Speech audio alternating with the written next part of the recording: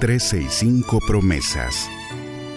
365 razones para creer que Dios nunca falla. Las hojas caen, bailan sin control. Mi suspiro rompe el silencio, buscando un rayo de sol.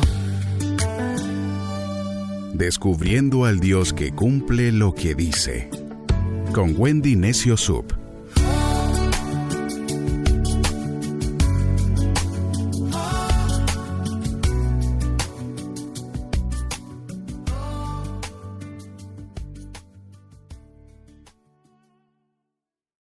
...9 de marzo, promesa 68. El límite no está en Dios. Números, capítulo 11, verso 23, en la Biblia, Nueva Traducción Viviente, dice: Entonces el Señor le dijo a Moisés: ¿acaso mi brazo ha perdido su poder? Ahora verás si mi palabra se cumple o no. Este mismo verso de Números 11, 23, en la Biblia, el mensaje dice: ¿crees que no puedo cuidar de ti? Mira esta pregunta, márcala ahí, escríbela. ¿Crees que no puedo cuidar de ti? Y es algo que nos dice Dios. Pronto verás si lo que digo sucede o no. Este momento ocurre en el desierto. El pueblo de Israel lleva tiempo caminando y comienza a quejarse porque está cansado del maná.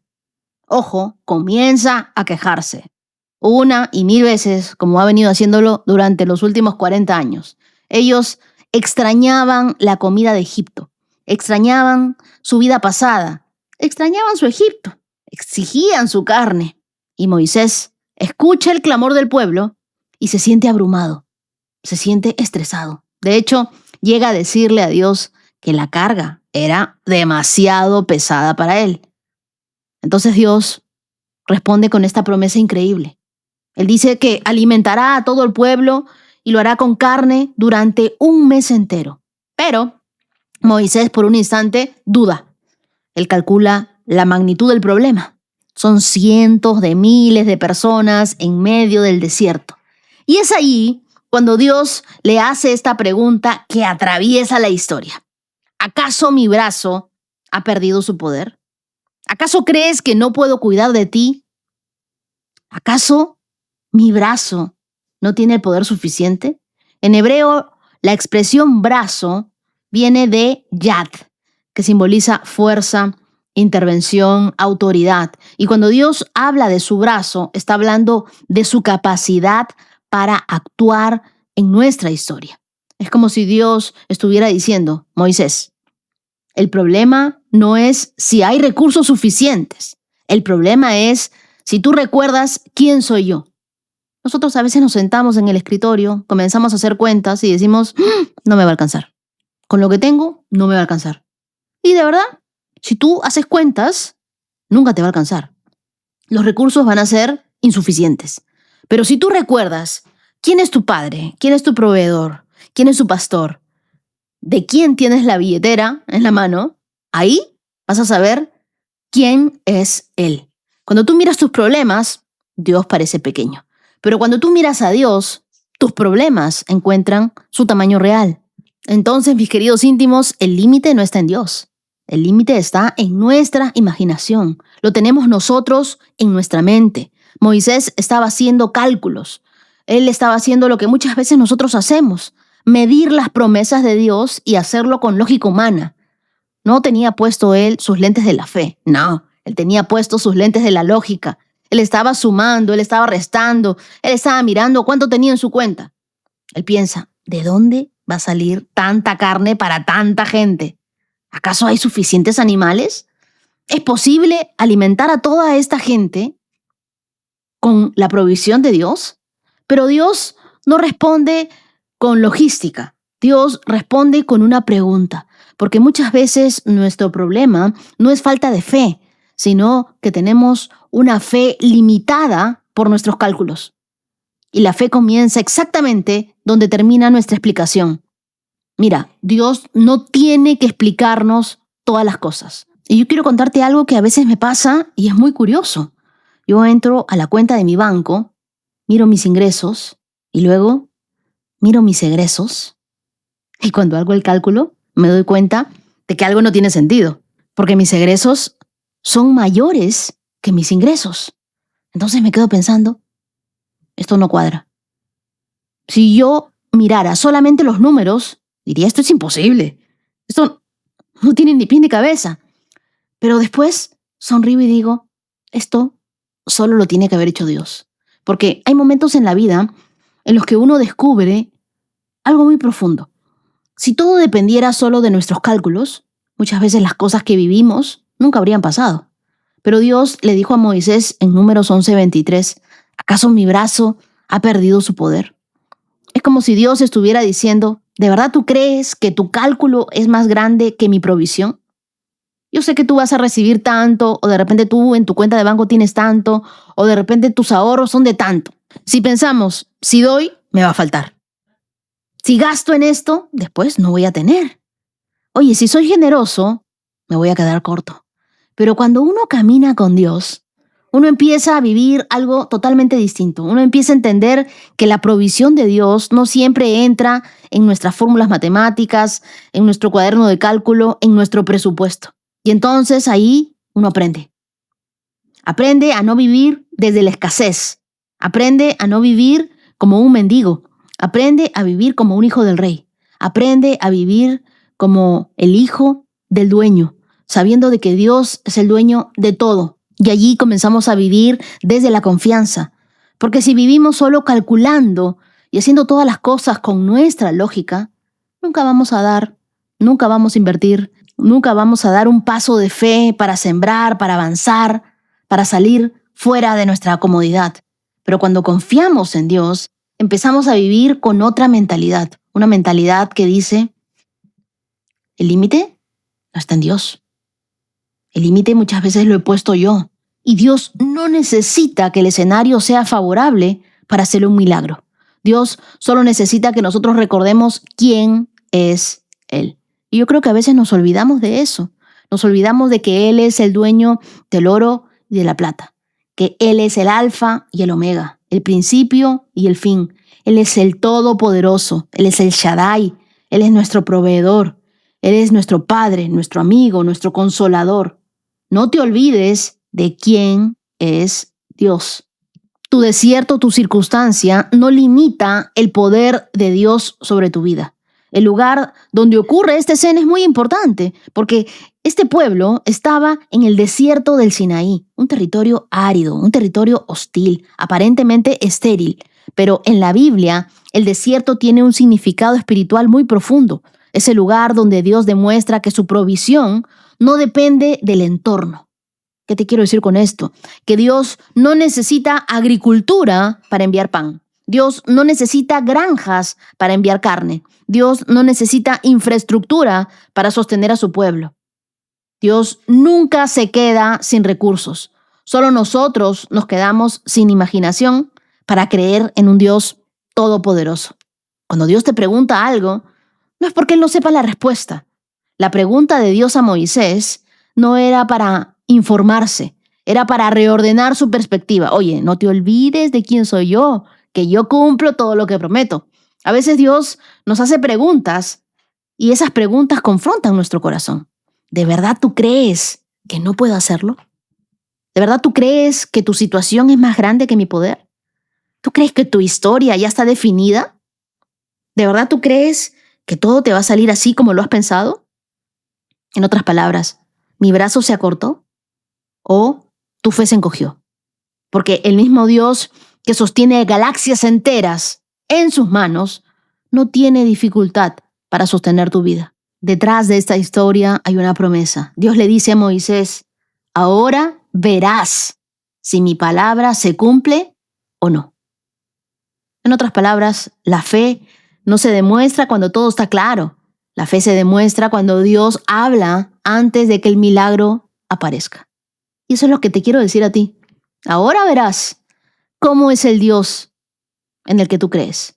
Ahora verás la salvación de Dios. Ahora verás la provisión de Dios. Ahora vas a ver y ahora vas a tener que empezar a confiar en el Señor. Primero viene la palabra y luego viene la provisión. La Biblia está llena de este mismo patrón. Dios habla antes de abrir el mar. Dios habló antes de que caiga el maná. Dios habló antes de multiplicar los panes y los peces.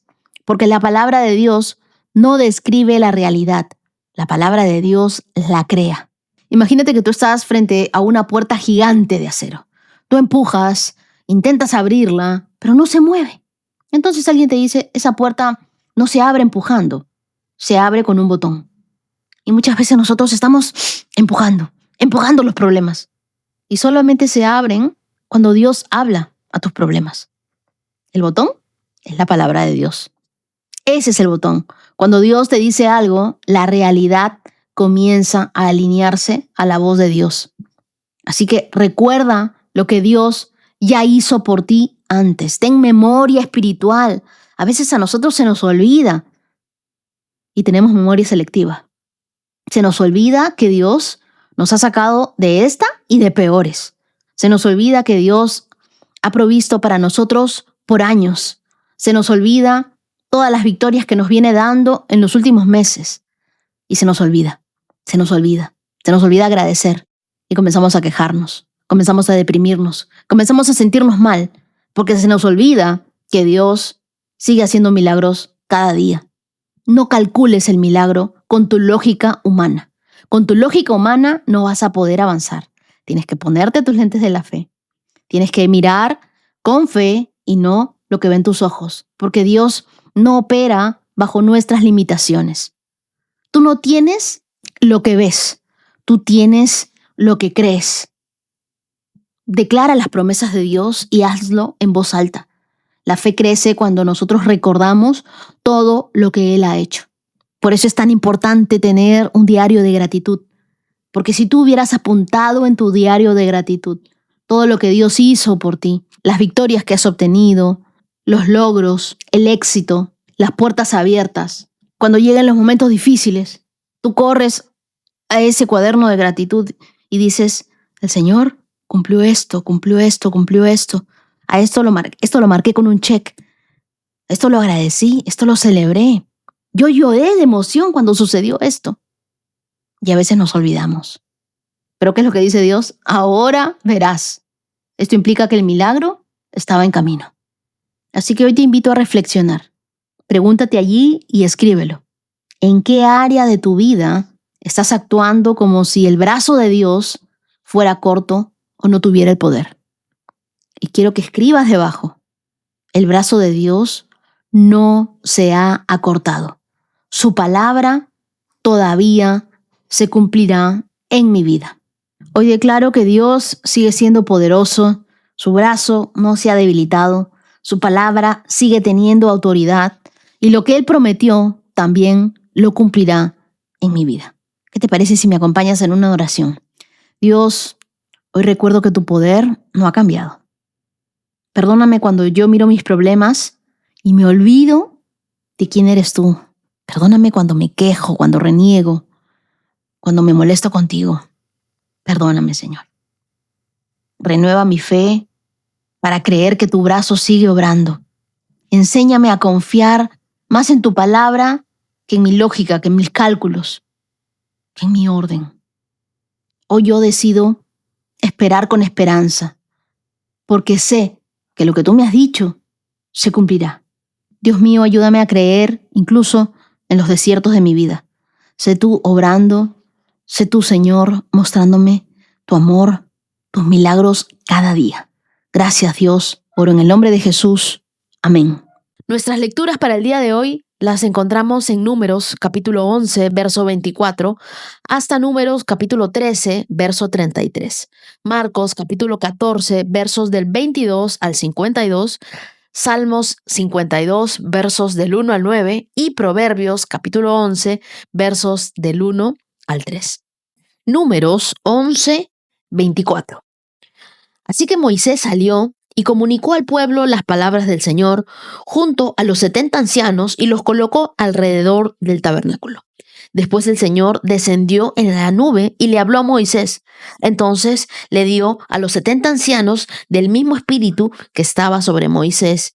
Y cuando el espíritu se posó sobre ellos, los ancianos profetizaron. pero esto nunca volvió a suceder. Sin embargo, 2 hombres, Eldad y Medad, se habían quedado en el campamento y ellos estaban incluidos en la lista de los ancianos, pero no se presentaron en el tabernáculo. Aún así, el Espíritu también se posó sobre ellos y profetizaron allí, en el campamento. Un joven corrió y le informó a Moisés: Eldad y Medad están profetizando en el campamento. Entonces Josué, hijo de Nun, que era ayudante de Moisés desde su juventud, protestó: Moisés, mi señor, deténlos. Pero Moisés respondió: ¿estás celoso por mí? Ya quisiera que todos los de mi pueblo del Señor fueran profetas y que el Señor pusiera su espíritu sobre todos. Entonces Moisés regresó al campamento con los ancianos de Israel. Ahora bien, el Señor envió un viento que trajo codornices desde el mar y las dejó caer sobre todo el campamento. Había codornices por kilómetros en todas las direcciones, volando como a 1 metro del suelo. Así que el pueblo salió y atrapó codornices todo ese día, a lo largo de la noche y también todo el día siguiente. Nadie recogió menos de 50 canastas. Entonces esparcieron las codornices por todo el campamento y las pusieron a secar. Pero mientras se saciaban de carne, cuando aún estaban en sus bocas, el enojo del Señor se encendió contra el pueblo y los castigó con una plaga muy grave. Así que ese lugar fue llamado Kibrot Hataba, que significa tumbas de glotonería, porque allí enterraron a la gente que codiciaba la carne de Egipto. Y después los israelitas viajaron de Kibrot Hataba a Haserot, donde se quedaron por algún tiempo. Números capítulo 12. Mientras estaban en Haserot, Miriam y Aarón criticaron a Moisés porque se había casado con una cusita y dijeron: ¿ha hablado el Señor solamente por medio de Moisés?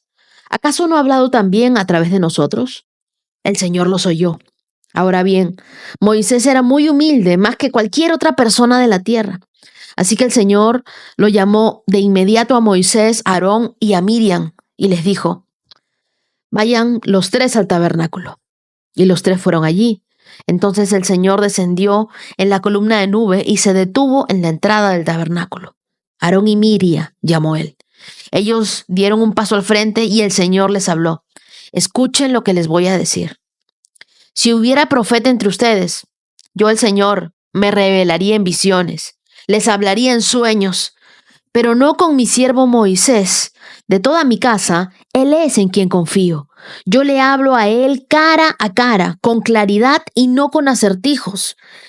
Él ve al Señor como él es. Entonces, ¿por qué no tuvieron temor de criticar a mi siervo Moisés? El Señor había estado muy enojado con ellos y se fue. Cuando la nube dejó de estar encima del tabernáculo, allí estaba Miriam con su piel tan blanca como la nieve leprosa. Cuando Aarón vio lo que había pasado con ella, clamó a Moisés: oh, mi Señor, por favor, no nos castigues por este pecado que tan neciamente hemos cometido. No dejes que ella sea como un bebé que nace muerto y que ya está en descomposición. Entonces Moisés clamó al Señor: oh Dios, te suplico que la sanes.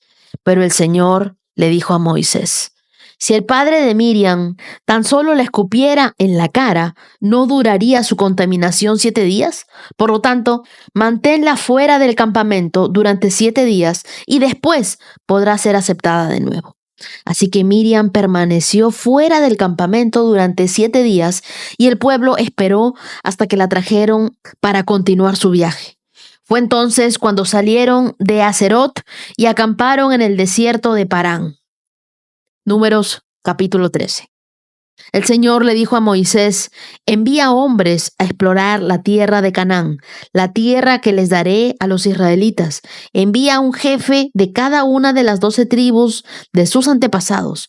Entonces Moisés hizo lo que el Señor le ordenó y envió a 12 hombres desde el campamento en el desierto de Parán. Todos los jefes de las tribus de Israel, estas eran las tribus y los nombres de los jefes. La tribu de Rubén, jefe Samúa, hijo de Zacur. Tribu de Simeón, jefe Safat, hijo de Ori. Tribu de Judá, jefe Caleb, hijo de Jefone. Tribu de Isaacar, jefe Igal, hijo de José. Tribu de Efraín, jefe Oseas, hijo de Nun. Tribu de Benjamín, jefe Palti, hijo de Rafú. Tribu de Zabulón, jefe Gadiel, hijo de Sodi. Tribu de Manasés, hijo de José, jefe de Gadi, hijo de Susi. Tribu de Dan, jefe Amiel, hijo de Gemali. Tribu de Aser, jefe Setur, hijo de Micael. Tribu de Neftalí, jefe Nabi, hijo de Babsi. Tribu de Gad, jefe Gauel, hijo de Maki. Estos son los nombres de los hombres que Moisés envió a explorar la tierra. A Oseas, hijo de Nun, a Moisés le dio el nombre de Josué. Moisés envió a los hombres a explorar la tierra y les dio las siguientes instrucciones. Vayan al norte, a través del Negev, hasta la zona montañosa. Fíjense cómo está la tierra y averigüen si sus habitantes son fuertes o débiles, pocos o muchos. Observen cómo es la tierra en que habitan. ¿Es buena o es mala? ¿Viven en ciudades amuralladas o sin protección a campo abierto? ¿El terreno es fértil o es estéril? ¿Abundan los árboles? Hagan todo lo posible por traer muestras de las cosechas que encuentren. Era la temporada de la cosecha de las primeras uvas maduras. Así que subieron y exploraron la tierra desde el desierto de Sin hasta Rehob, cerca de Bohamat. Yendo al norte, atravesaron el Negev y llegaron a Hebrón, donde vivían Aimán, Sesai y Taimai, los descendientes de Anac, la antigua ciudad de Hebrón, que fue fundada 7 años antes de la ciudad egipcia de Zoán. Cuando llegaron al valle de Escol, cortaron una rama de un solo racimo de uvas tan grande que tuvieron que transportarlo con un palo entre dos. Y también llevaron muestras de granadas e higos. A ese lugar se le llamó el Valle de Escol, que significa racimo, por el racimo de uvas que los israelitas cortaron allí. Después de explorar la tierra durante 40 días, los hombres regresaron a Moisés, a Aarón y a toda la comunidad de Israel en Cades, en el desierto de Parán, e informaron a toda la comunidad lo que vieron y les mostraron los frutos que tomaron de la tierra. Este fue el informe que le dieron a Moisés.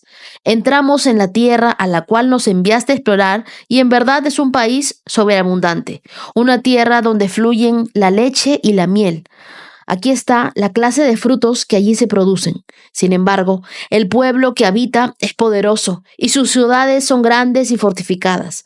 Hasta vimos gigantes allí, los descendientes de Anac. Los amalecitas viven en el Negev y los hititas y los jebuseos y los amorreos viven en la zona montañosa. Los cananeos viven a lo largo de la costa del mar Mediterráneo, a lo largo del valle del Jordán. Pero Caleb trató de calmar al pueblo que se encontraba ante Moisés.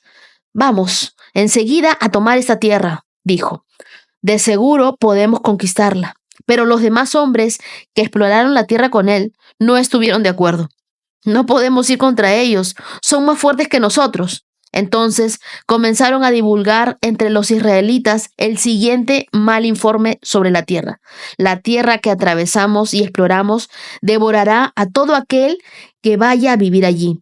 Todos los habitantes que vimos son enormes, hasta había gigantes, los descendientes de Anac. Al lado de ellos nos sentíamos como saltamontes y así nos miraban ellos. En los capítulos 11, 12 y 13 de Números, vemos que el pueblo de Israel se encuentra saliendo del desierto en un lugar de transición entre la esclavitud y la promesa. Pero el problema no era el desierto, el problema era su mentalidad. En este pasaje vemos 2 grandes pruebas. Primero, en Números 11, la queja y la insatisfacción con el maná. Y en Números 13, el temor frente a la tierra prometida. Estas 2 historias nos revelan algo clave. Nuestra percepción puede hacer que nos perdamos las promesas de Dios. Hubo un momento en el que el maná para el pueblo de Dios dejó de ser suficiente. Y Dios había provisto maná, un milagro diario, es decir, les daba alimento, pero los israelitas lo menospreciaron, codiciaron la comida de Egipto, pensaron que era mejor la carne de Egipto, añoraron, como les decía el día de ayer, y hay una trampa en esa nostalgia, ¿no? Nosotros volteamos a ver hacia atrás y decimos, ay, mejor la pasaba ya. Pero en realidad el problema no era la comida, sino la nostalgia que ellos sentían por la esclavitud y el lugar de donde Dios los había sacado. Ingratos ellos, en Números 11:6 comienzan a decir, pero ahora lo único que vemos es este maná. Hasta hemos perdido el apetito. El pueblo prefería la esclavitud de Egipto con su comida segura antes que la libertad con la provisión de Dios.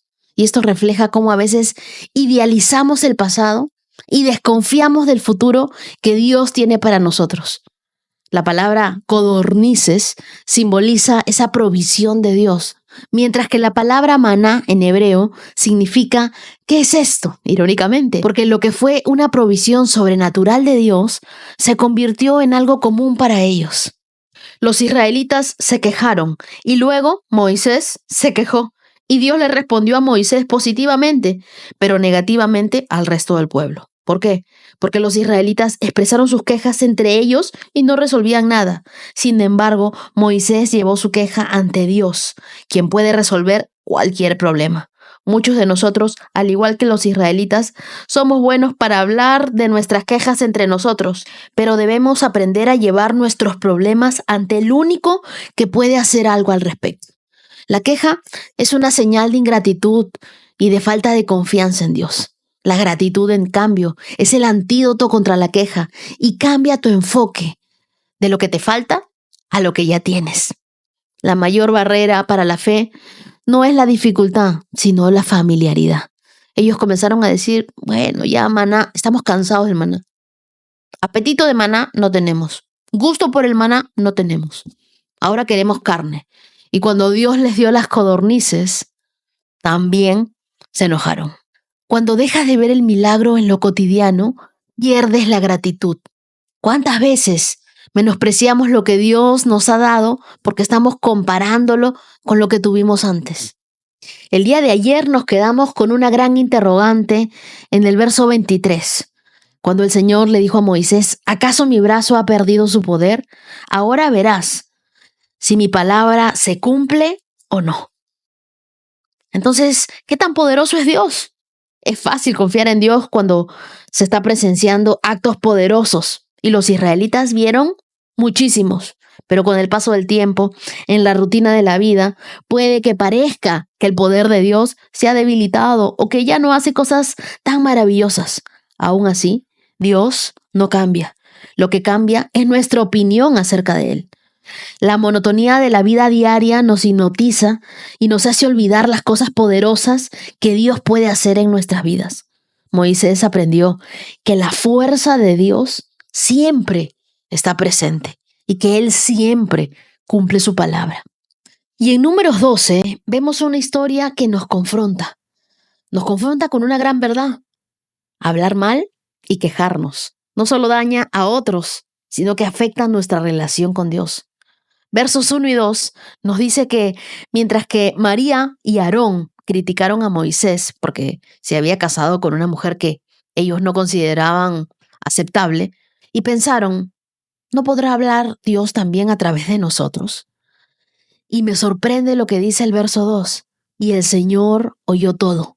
A veces nosotros pensamos que cuando hablamos mal, cuando criticamos, cuando nos quejamos, nadie nos escucha, pero Dios sí nos escucha. María y Aarón se quejan, critican a Moisés, pero lo que realmente había detrás era envidia y orgullo. Ellos querían el mismo nivel espiritual que tenía Moisés. Ellos querían que Dios también hablara a través de ellos. Quejarse y criticar revela solo lo que hay en tu corazón. Cuando tú hablas mal de alguien, no muestras quién es esa persona, muestras quién eres tú. Las palabras que salen de nuestra boca reflejan lo que hay en nuestro interior. María y Aarón usaron la excusa del matrimonio de Moisés, pero su verdadera motivación era el deseo de reconocimiento. Ellos querían figurar. Autoevaluémonos. ¿Te has encontrado criticando a alguien solo porque no te gusta su éxito o porque no te gusta su posición? Antes de hablar, pregúntate, ¿esto construye o destruye? Porque Dios siempre va a escuchar nuestras palabras. Ya lo vimos en Números 12:2. Y Dios escucha cada palabra que decimos, incluso nuestras palabras ociosas. Incluso cuando creemos que nadie nos oye, Dios nos está escuchando. Y lo que hablas en lo secreto determinará lo que recibirás en público. Dios no ignora cuando usamos nuestras palabras para lastimar, para criticar, para quejarnos. Él quiere que nuestras palabras reflejen su carácter. ¿Qué pasaría si Dios grabara todas nuestras conversaciones de la última semana? ¿Te sentirías orgulloso de todo lo que dijiste o te daría vergüenza? ¿Te has puesto a pensar si Jesús diría lo que tú estás diciendo? Si Él hubiera estado en esa conversación, ¿Él diría o escucharía tu queja? Amigos, la crítica siempre trae consecuencias. Versos 9 y 10. María fue castigada con lepra, fue separada del campamento por 7 días. Y es que el chisme y la crítica traen división, incluso en nuestras propias vidas. Cuando te la pasas criticando a otros, te desenfocas de lo que Dios quiere hacer en ti. Y Dios quiere que en lugar de hablar mal, usemos nuestras palabras para bendecir, para edificar, para levantar a otros. Siempre preguntémonos, ¿por qué quiero decir esto? ¿Es el orgullo el que está hablando? ¿Es mi envidia? ¿Es mi inseguridad? ¿Esto glorifica a Dios o es una queja innecesaria? Esto me hace pensar en cómo nos fue en nuestro ayuno de palabras negativas. ¿Y qué tal si esta semana, en vez de quejarnos o hablar mal de alguien, nos detenemos y decimos algo positivo de esa persona? Verás que cambia tu perspectiva y va cambiando tu corazón. Y por último, Números 13, versos 30 y 31 dice, pero Caleb trató de calmar al pueblo que se encontraba ante Moisés. Vamos enseguida a tomar la tierra, dijo, de seguro podemos conquistarla. Pero los demás hombres que exploraron la tierra con él no estuvieron de acuerdo. No podemos ir contra ellos, son más fuertes que nosotros. En Números 13, Moisés envía a 12 espías a explorar la tierra de Canaán. 10 de ellos regresan con un informe negativo, enfocándose en los gigantes, en las ciudades fortificadas, pero solo Josué y Caleb confían en la promesa de Dios y animan al pueblo a tomar posesión de la tierra. Esa tierra prometida era un regalo de Dios, pero requería fe, requería valentía para poder poseerlo. Los 10 espías vieron obstáculos, mientras que Josué y Caleb vieron oportunidades. Los 10 espías vieron gigantes, mientras que Josué y Caleb dijeron, podemos conquistarla. Entonces, los gigantes eran los desafíos aparentemente insuperables. Sin embargo, Dios es más grande que cualquier gigante. Y también hay 2 tipos de personas. Las personas que son como los espías, que solamente ven problemas, que solamente dan los reportes negativos, que solamente creen en lo malo. Y en contraste con Josué y Caleb, que continuaban creyendo en la promesa de Dios. La fe no niega los problemas, pero confía en que Dios es más grande que ellos. Tú el día de hoy puedes estar con un mal diagnóstico en tu mano, pero tú decides qué creer. ¿Se vas a creer a ese gigante que tienes en tu mano o vas a creer a la promesa que Dios te ha dado, como a Caleb y Josué? Mi consejo para ti hoy es, no dejes que lo que ves te impida creer en lo que Dios te ha dicho.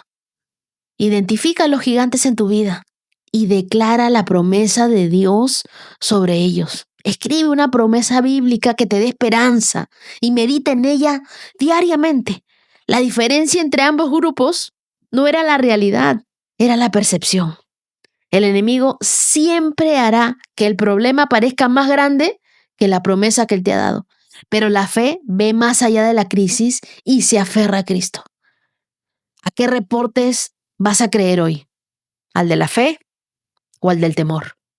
¿Estás permitiendo que el tamaño de tus problemas defina tu confianza en Dios? Que tu verdadera confianza esté en Dios.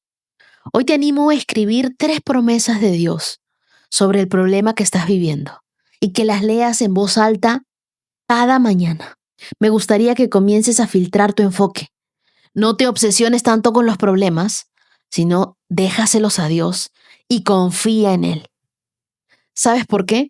Porque la fe y el temor ven la misma situación, pero con lentes diferentes.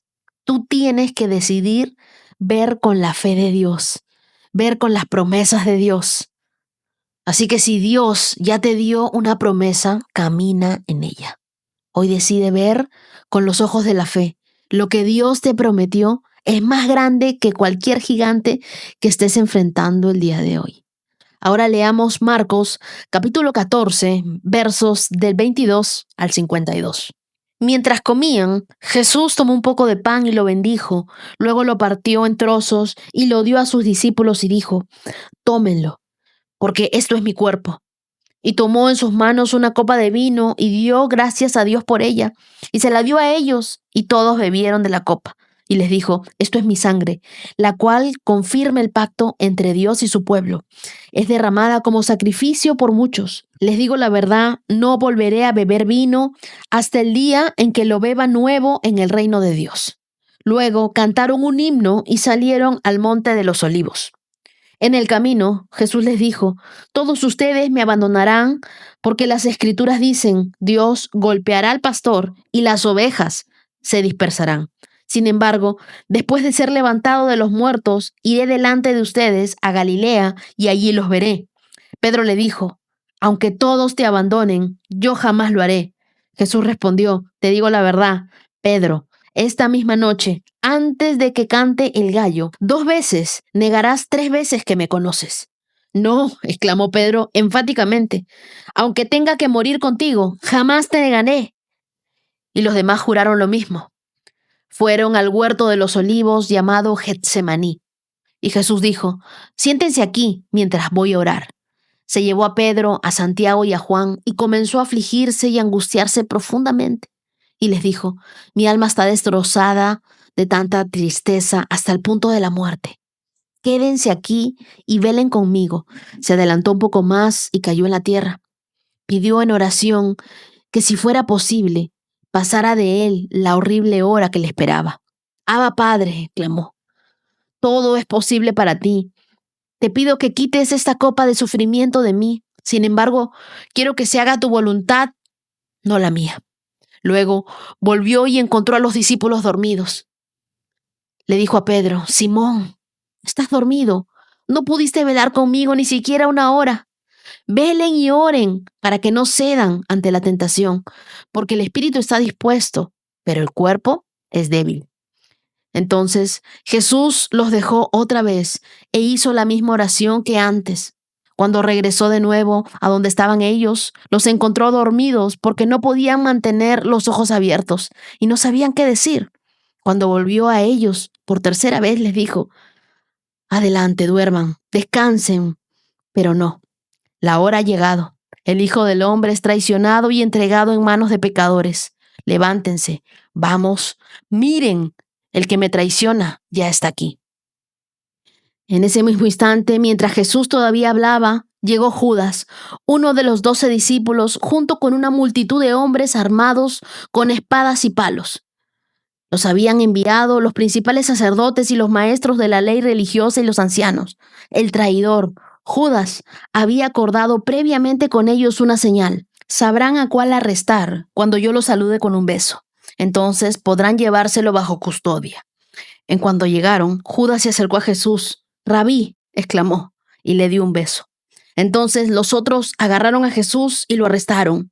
Pero uno de los hombres que estaba con Jesús sacó su espada y hirió al esclavo del sumo sacerdote cortándole una oreja.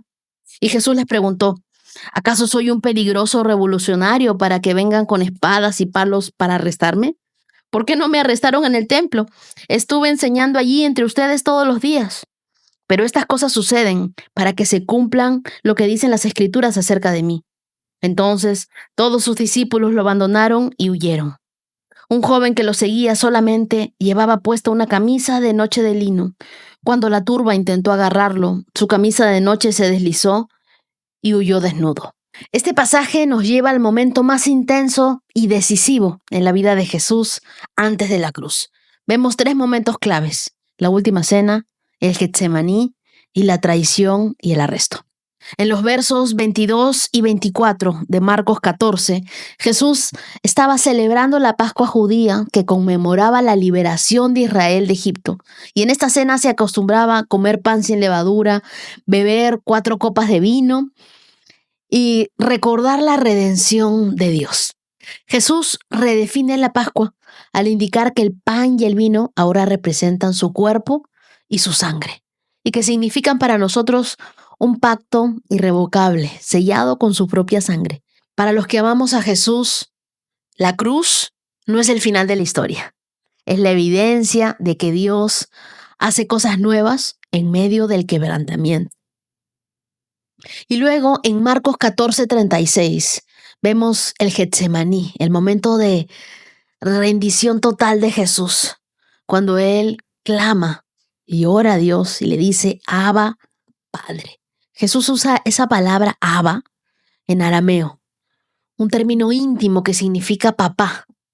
Y esto muestra que, aunque estaba en agonía, confiaba completamente en Dios Padre. Y le dice que se haga tu voluntad. Jesús acepta la voluntad de Dios y la elige. Y por último, la traición de Marcos 14:50. El momento en el que todos los discípulos abandonan a Jesús y huyen. La fe de muchos es fuerte hasta que llega la prueba. Lo que tú crees en la tormenta demuestra lo que realmente eres. ¿A quién estás siguiendo? ¿En quién confías? Imagina que estás en un avión con turbulencia extrema. Algunos pasajeros entran en pánico. Otros confían en el piloto. La diferencia no es la turbulencia, sino la confianza en quien lleva el control. Que tu verdadera confianza siempre esté en Dios. Cuando la presión llega, ¿vas a correr y vas a huir como los discípulos? ¿O te vas a aferrar a Dios? Las pruebas que hoy estás viviendo no son para destruirte, sino son para mostrarte en quién has puesto tu confianza.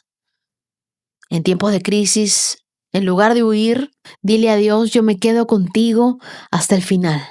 Aunque yo no pueda verte, como dice la canción, sé que estás obrando en mi vida.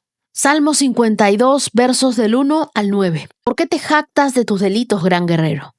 ¿No te das cuenta de que la justicia de Dios permanece para siempre? Todo el día conspiras destrucción. Tu lengua es cortante como una navaja afilada. Eres experto en decir mentiras.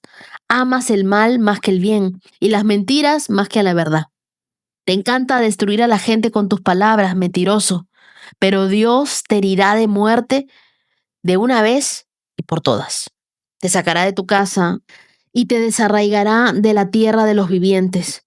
Los justos lo verán y se asombrarán, se reirán y dirán: miren lo que les pasa a los guerreros poderosos, que no ponen su confianza en Dios, sino que confían en sus riquezas y se vuelven más y más atrevidos en su maldad. Pero yo soy como un olivo que florece en la casa de Dios y siempre confiaré en su amor inagotable. Te alabaré para siempre, oh Dios, por lo que has hecho. Confiaré en tu buen nombre en presencia de tu pueblo fiel. Este salmo tiene una pregunta crucial: ¿en qué hemos puesto nuestra confianza? Versos del 1 al 4, la Biblia nos habla sobre la maldad, sobre la lengua afilada como una navaja. Es decir, usa la imagen de un arma mortal, y las palabras nosotros sabemos que tienen el poder para construir o para destruir, como dice la Biblia en Proverbios 18:21. Entonces la boca es el micrófono del corazón. De lo que hay en tu corazón va a hablar tu boca. Lo que hablas normalmente refleja en quién confías. Así que usa tus palabras para dar fe que tú confías en tu gran Dios. Versos 6 y 7 nos muestra la confianza de los poderosos, que estaba en su riqueza. Y cuando tú confías en lo temporal, tu vida se sacude con cada crisis. Mientras que cuando confías en Dios, incluso en la tormenta más fuerte, tienes paz. Ahora imagina una casa de naipes. Parece estable, pero al menor viento se derrumba. Así es la vida cuando confías en lo material. o cuando confías en tu propio poder. Solamente confía y aférrate a Dios.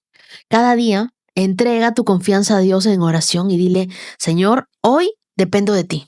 No dependo de mi dinero, no dependo de mi trabajo, no dependo de mi talento. Confío solamente en ti. La verdadera confianza tiene que estar puesta solamente en Dios. Me encantan los versos 8 y 9 que dice: seré como un olivo que florece en la casa de Dios. Siempre confiaré en el amor inagotable de Dios. El olivo era un símbolo de fortaleza, de bendición duradera. Un olivo puede vivir más de 1000 años, incluso en condiciones difíciles. Y la frase amor inagotable, no sé si ustedes se han dado cuenta, que se repite una y otra vez en los salmos. Implica la fidelidad de Dios, que es eterna para nosotros. Entonces, nuestra confianza en Dios no debe ser pasiva. Es una decisión diaria de anclarnos en su amor, aunque todo parezca incierto. Leamos Proverbios capítulo 11, verso 1. El Señor detesta el uso de las balanzas adulteradas, pero se deleita en las pesas exactas. El orgullo lleva a la deshonra, pero con la humildad viene la sabiduría. La honestidad guía a la gente buena y la deshonestidad destruye a los traicioneros. Hace poco estuve grabándome un reel en mi cuenta de Instagram donde les mostraba que cada vez que leo el libro de Proverbios siento como una cachetada santa, que cada una de las cosas que Dios nos dice son como corrección para nuestras vidas. Los versos 1 y 3 de Proverbios 11 nos muestran que la integridad es una de las cualidades más valiosas y subestimadas también de todos los creyentes. En un mundo donde la astucia parece ser premiada y la mentira es la moneda común, Dios a nosotros nos llama a ser diferentes. Lo primero que nos muestra es que Dios detesta el engaño, pero ama la honestidad. Que el orgullo destruye, pero que la humildad nos protege. Y el verso 3, que la integridad es un escudo, mientras que la deshonestidad es una trampa. En los tiempos bíblicos, los comerciantes usaban pesas, usaban balanzas para medir sus productos, como los granos, como los metales. Y algunos tenían balanzas trucadas, ¿no? Para engañar y ganar más dinero. Dios condena esas prácticas que representan el engaño y la injusticia. Y es que la integridad no es solo lo que haces cuando todos te ven, sino lo que haces cuando nadie te está mirando. ¿Eres honesto cuando nadie te está mirando? ¿O te concedes ciertas trampas? El verso 2 nos habla sobre el orgullo que lleva a la deshonra. Orgullo implica arrogancia, autosuficiencia, desprecio por la corrección. Me hace acordar mucho al Titanic, que fue declarado insumergible por su diseñador. La soberbia lo llevó a ignorar las advertencias y hundirse. Él dijo: este barco no lo hunde ni Dios. Y así es el orgullo. Nos hace confiar en nosotros mismos hasta que se estrella contra la realidad. Lo que deberíamos hacer cada día es orar y pedirle a Dios que nos dé un corazón humilde, un corazón enseñable, que estemos dispuestos a cambiar y aceptar la corrección. Decide ser fiel en lo secreto, que la humildad te proteja y que la integridad sea esa inversión a largo plazo que vas a tener. Examina tu vida y haz un compromiso para Dios de vivir en honestidad, en humildad y en integridad. Recuerda que nuestra verdadera confianza solo debe estar puesta en Dios. Y ahora te invito a escuchar el testimonio de Yesenia desde Puerto Rico. Hola Wendy, te habla Yesenia, soy de Puerto Rico y quisiera contarte mi testimonio. En estos 19 días he conocido al Señor Jesucristo como nunca. Soy una persona que lleva en el Evangelio 32 años. Me he dado cuenta que estoy conociendo al Señor en espíritu y en verdad, porque pese a que llevaba 32 años en el Evangelio, no le dedicaba el tiempo a Dios y no lo ponía en prioridad. El 2025 fue un año bien duro para mí. Tuve unas pérdidas significativas. Tuve que terminar una relación. Tuve que, sufrimos la muerte de mi hermano. Y fue un año bien difícil. Pero he visto cómo Dios se ha manifestado en cada paso que he dado desde que decidí caminar con Él y cómo me habla en cada momento, en cada palabra que leo, que he leído desde el día 1 hasta el día de hoy, en relación a que siempre está conmigo en los momentos duros. Y el proceso de la ruptura que tuve, más el proceso de la muerte de mi familiar significativo, lo he visto de otra manera. No cabe duda que el Señor siempre está con nosotros. Y quiero contarte, Wendy, que yo era una persona dependiente de medicamentos porque mis niveles de ansiedad y depresión eran tan y tan fuertes que lamentablemente tuve que recurrir a evaluación médica y tratamiento. Mas, sin embargo, comencé a ver las cosas de una manera diferente y puedo decir en el día de hoy que llevo una semana sin medicamentos y me he sentido bien, y quería compartirte este testimonio porque decidí cambiar los medicamentos por la Biblia. Decidí cambiar los medicamentos por el bálsamo real, fiel y verdadero que es la palabra de Dios. Y he sentido tanta paz, Wendy. Estoy tan agradecida. Yo llegué a ti gracias a mi amiga que llevaba un año detrás de mí para que hiciera el reto de la Biblia en un año, desde el año pasado, y yo la ignoraba, pero este año decidí hacer el reto de promesas y en solo 19 días mi vida ha sido tan transformada que yo no me quiero imaginar cuando yo termine el 31 de diciembre este reto, porque he visto tanto cambio en mí, en cómo veo las cosas, en cómo reacciono, en cómo puedo vivir con una paz que sobrepasa todo entendimiento. De verdad que estoy bien agradecida con Dios, con mi amiga, que me llevó hacia ti, hacia tus podcasts y hacia tus retos de leer la Biblia. Definitivamente te puedo decir como mujer creyente que lleva 32 años en el Evangelio que si uno no lee la Biblia, uno no hace nada. Uno tiene que buscar en espíritu y en el verdad al Señor, y uno tiene que ser parte, ¿verdad?, de buscar a Dios y colocar a Dios primero en todo, primero que tu enfermedad, primero que tu preocupación. Yesenia, gracias por compartir tu historia y hacerlo con tanta honestidad. Yo creo que tu testimonio nos recuerda algo muy importante.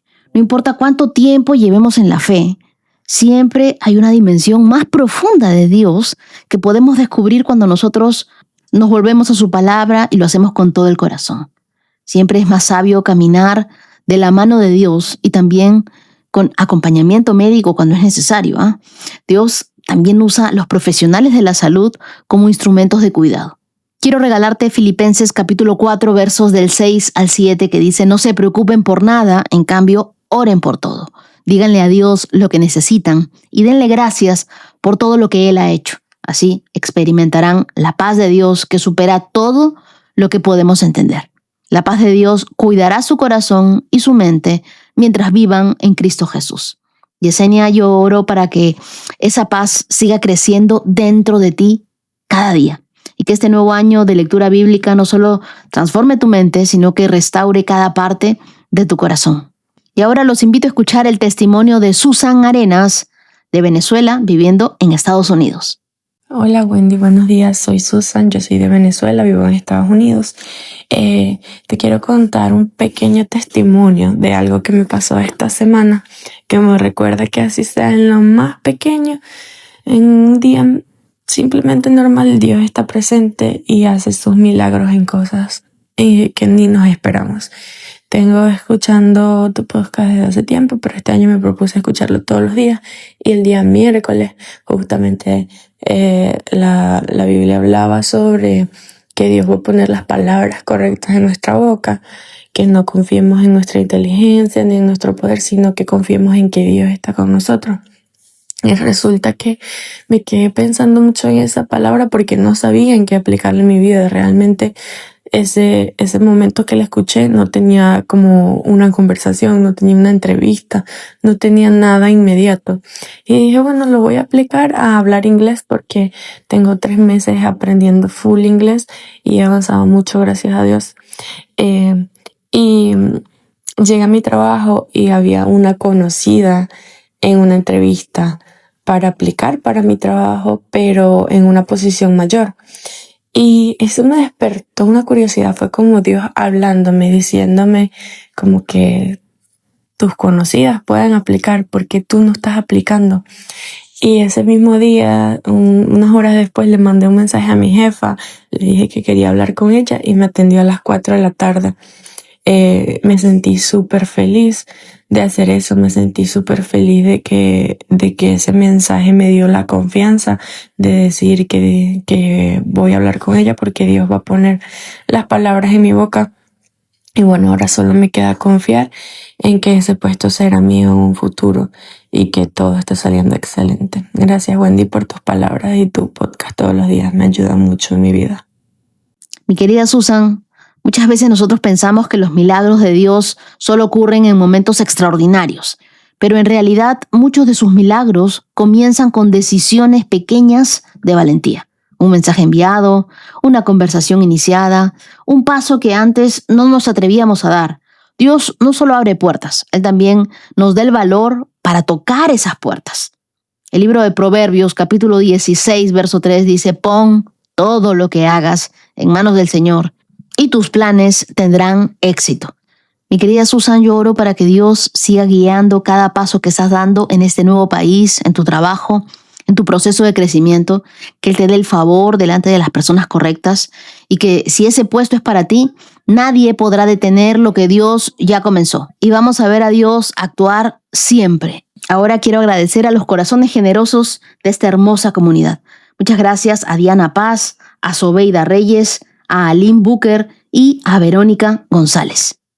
Y a ustedes quiero regalarles Isaías capítulo 65, verso 24, que dice: les responderé antes que me llamen. Cuando aún estén hablando de lo que necesiten, me adelantaré y responderé a sus oraciones. Ese es el Dios que nosotros tenemos, un Dios que responde, un Dios que habla, un Dios que nos enseña, que nos confronta, un Dios que antes de que nosotros presentemos una necesidad, Él ya está hablando a nuestras vidas. Quiero que sepan, queridas, que ustedes estarán en mis oraciones. Muchísimas gracias, querida comunidad, por acompañarme hasta aquí. Nos vemos el día de mañana con más de la palabra de Dios. Que tengan un día súper bendecido y lleno de alegría. Has escuchado 365 Promesas. Síguenos en Facebook e Instagram, @Wendy Necio Sub. Hasta la próxima. Bailan sin control, mi suspiro rompe el silencio, buscando un rayo de sol. Promesa, promesa, promesa que salva. Oh, promesa, promesa, promesa que guía. Promesa, promesa plena en ti.